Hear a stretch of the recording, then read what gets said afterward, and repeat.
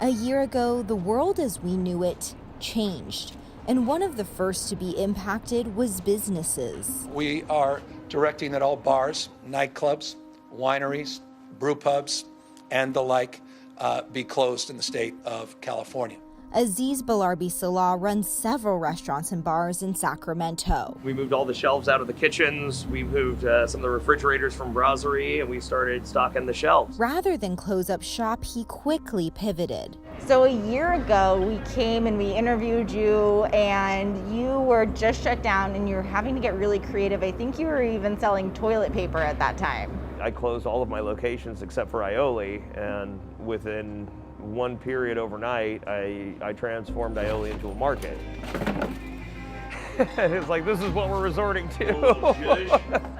And I'm like, I've got some toilet paper. To Aziz, getting creative meant the difference between the life or death of his restaurants. The advice is like, don't kill yourself for your business. It's like, well, if the business is an extension of yourself, you know, survival of that was really, really important to me. But the fight to keep his business alive nearly killed him.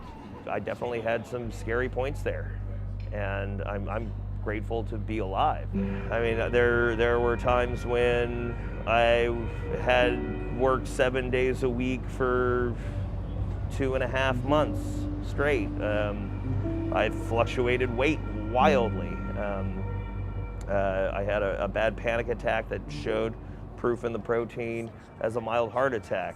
Having to adapt to survive is something we've seen businesses across California do. As an economist, Professor Catherine Chalmers has watched changes the pandemic has created with an expert eye on past devastating times to our economy. There are certain parallels to the Great Depression, but there are some pretty significant differences as well.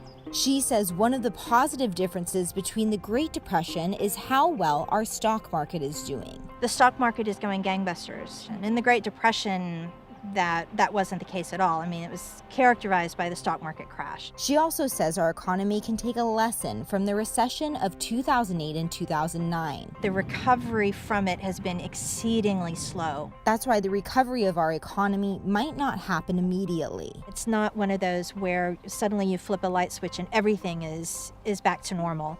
And it may impact people differently depending on their line of work. The workers in those industries that aren't recovering as fast are going to need to retrain, or they're going to need to find jobs in other sectors that are booming. But she hopes that with time will come change. For now, Aziz hopes that celebration is in our near future. We all need to give each other a big hug and have a glass of champagne.